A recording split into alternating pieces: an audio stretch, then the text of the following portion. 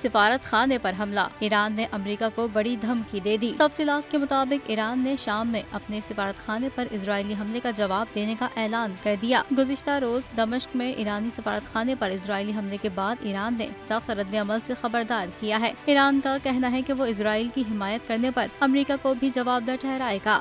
ईरानी सदर इब्राहिम रईसी ने भी इजराइल को सिफारत खाने पर हमले का जिम्मेदार ठहराते हुए कहा है कि इस हमले का जवाब जरूर दिया जाएगा। ईरानी वजीर खारजा हुसैन अमीर अब्दुल्लाहियान ने अपने बयान में कहा है कि हमले के बाद ईरान में अमेरिकी मुफादात को देखने वाले स्विस सिफारत खाने के एहलकार को तलब किया गया। उन्होंने कहा कि स्विस हुकाम को इजरायली हमले के बारे में बताया गया।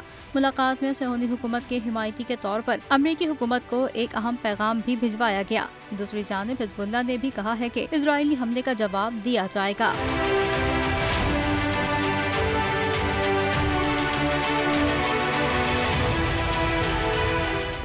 सब्सक्राइब करें और बेल दबाएं ताकि कोई खबर रह न जाए।